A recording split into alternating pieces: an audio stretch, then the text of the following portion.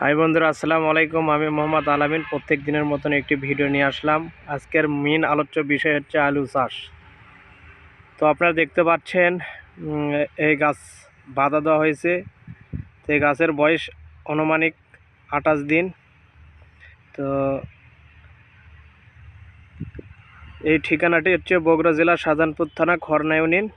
যার কাছ থেকে বীজ সংগ্রহ করা হয়েছে সেটা হচ্ছে সততা বীজ কোম্পানি মোতাহার হাজির থেকে। তো দেখতেই পাচ্ছেন যে আমাদের এখানে আরেকজন কৃষক রয়েছেন, তার নাম হচ্ছে মোহাম্মদ মনিরুল হাসান। তো তিনি এই জমিটা সেচ দেবেন।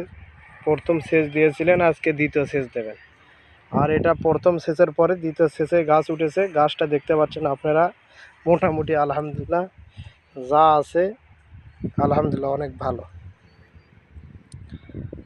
তো এই গাছে ব্যবহার করা হয়েছে যেসব কীটনাশক, সেই সব কীটনাশকের নামগুলি বলবো এখন। যে এই গাছে কীটনাশক ব্যবহার করা হয়েছে আপনার পটোজিম, সাথে ব্যবহার করা হয়েছে ইন্ডোফিল আর জেস, তিনটে। তো ইন্ডোফিলের পরিমাণ কম, জেসের পরিমাণ একটু বেশি, দুইটা মিলে যাই হোক 50 গ্রাম। আর পটোজিম হচ্ছে লিটার প্রতি 1 মিলি, ঠিক আছে। আর সাথে আমরা ব্যবহার করেছিলাম সিলেটের জিঙ্ক। তো আমরা সেচ দেব আজকে আমরা সেচ দেব জমিটি, দেখতে পাচ্ছেন।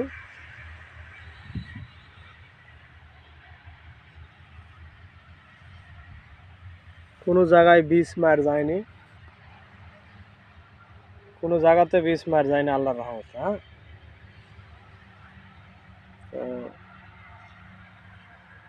গাছটি অনেক সুন্দর হয়েছে। আপনারা যারা সেচ দেবেন পানি এমনভাবে দেবেন যেন পানিটা চুষে নেয়, ঠিক আছে। পানি যেন জমিতে না বাজে থাকে, আবার পানি যেন একদম কমও না হয়, সেটা হচ্ছে দেখার ক্ষেত্রে প্রথমত মিন।